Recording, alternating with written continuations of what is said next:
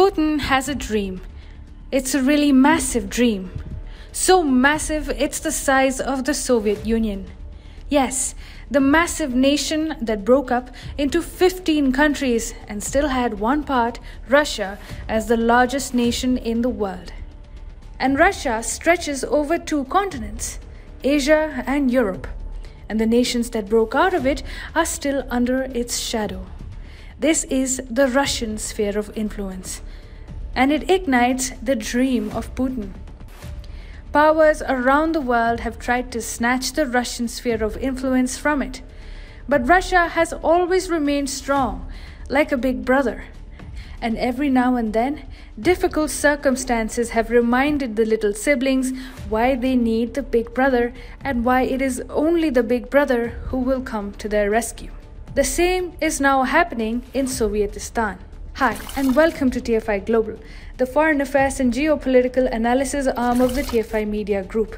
I am your host Shubhangi, and in this video, I will tell you how Russia is reclaiming Sovietistan and delivering a massive blow to China. China may have befriended Taliban for expanding influence in the resource-rich Afghanistan and the region surrounding it. But Russia is now countering Chinese influence in the region by reclaiming the Sovietistan. We are referring to the Muslim nations of erstwhile USSR, which got separated from Russia during the Soviet disintegration. These countries located in Central Asia have moved closer to Islamism and China after Soviet disintegration. But Russian influence continues to persist in the region till date. After the US decided to withdraw its troops from Afghanistan, China started to flex its muscles by supporting a resurgent Taliban in the war-torn country. However, Moscow is closely watching the latest developments in Afghanistan, and it has also started cooperating closely with Central Asia. Consists of 5 nations: Kazakhstan, Kyrgyzstan, Tajikistan, Turkmenistan, and Uzbekistan. Of these 5 countries, only Uzbekistan, Tajikistan, and Turkmenistan share borders with Afghanistan's northern provinces, and therefore these 3 countries are the ones directly concerned with the rise of the Taliban in neighboring Afghanistan. The Central Asian countries bordering Afghanistan are particularly concerned about Taliban fighters in northern Afghanistan who have reached the borders. There is a familiar sentiment of nervousness across Uzbekistan, Tajikistan, and Turkmenistan, because even in the 1990s, the Taliban had occupied many northern Afghanistan districts in a similar fashion. Also, the Taliban does not believe in borders, so you could see a spillover soon. At the time, the effects of the tumult inside Afghanistan had spilled over into Central Asia. Also, Taliban never really believed in borders, so you could really see a spillover soon. Once Taliban gains a strong foothold in northern Afghanistan, Central Asian nations bordering the war-torn country suddenly find themselves exposed to hundreds of refugees, Afghan soldiers, Taliban fighters, Taliban terrorists, and drug traders who try to enter Central Asia. Tajikistan is, in particular, getting exposed to the consequences of Taliban's resurgence in Afghanistan over the past 1 month or so. On July the 7th, over 1,000 Afghan refugees reportedly crossed over into Tajikistan's eastern Gorno-Badakhshan region. In fact, Yodgor Feyzov, the head of the Gorno-Badakhshan province, had asked local officials to prepare for entry of 10,000 refugees, though he warned that the number could climb as high as 30,000. As for the Afghan security forces, 134 personnel crossed over into Tajikistan on June 21st after Taliban took control of a border post at Sher Khan Bandar. On the 5th of July, Tajikistan revealed that 1,037 Afghan troops had fled into Tajikistan and were being allowed to stay for humanitarian reasons. And then, the effects of Taliban's belligerence in Afghanistan did reach Kazakhstan too. The Biden administration has, for example, requested Kazakhstan to take in some of the Afghans who had assisted US military invasion in Afghanistan. A share of the humanitarian burden of the conflict created by Taliban is likely to fall on Kyrgyzstan and Kazakhstan, which is why they also become interested parties. In this context, Uzbekistan, Tajikistan, and Turkmenistan realize that they do need external support for handling the growing threat called the Taliban.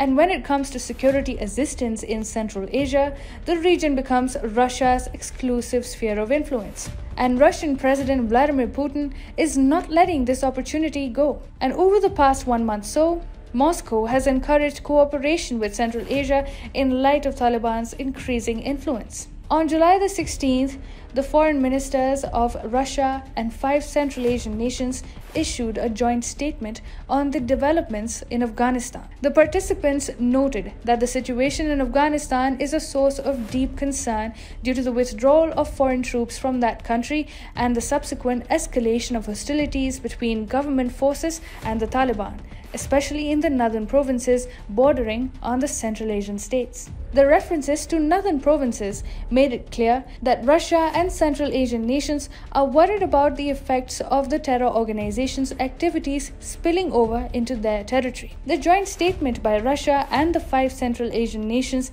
has been followed by Russian military drills with Tajikistan and Uzbekistan. Troops from Russia and Uzbekistan are presently participating in 5-day exercises. The drill is taking place near the Afghanistan border and is a direct hint that these Central Asian nations, along with Russia, are prepared to take on the Taliban threat. A much bigger drill will take place in Tajikistan from the 5th of August to the 10th, in which troops from Russia, Tajikistan, and Uzbekistan will participate.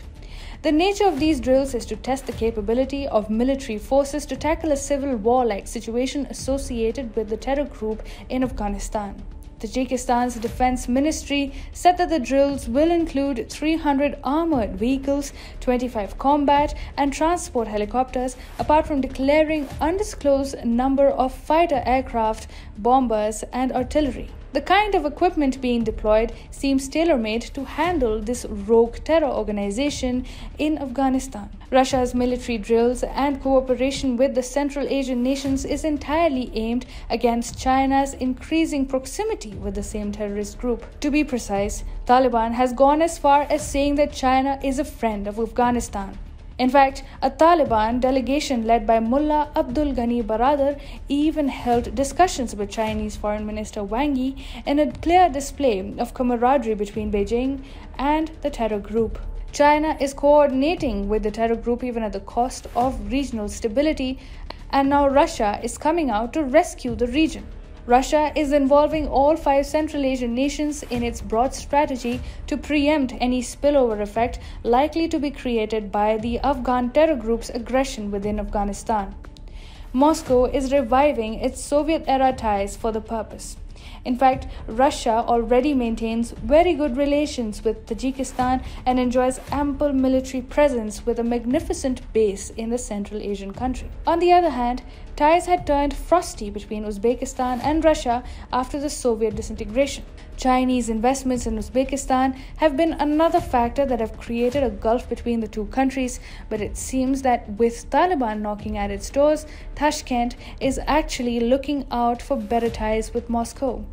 After all, it is only Russia that can save them from this threat. Russia knows that Central Asian nations want to avoid suffering any spillover effect on account of the terror group's resurgence in Afghanistan.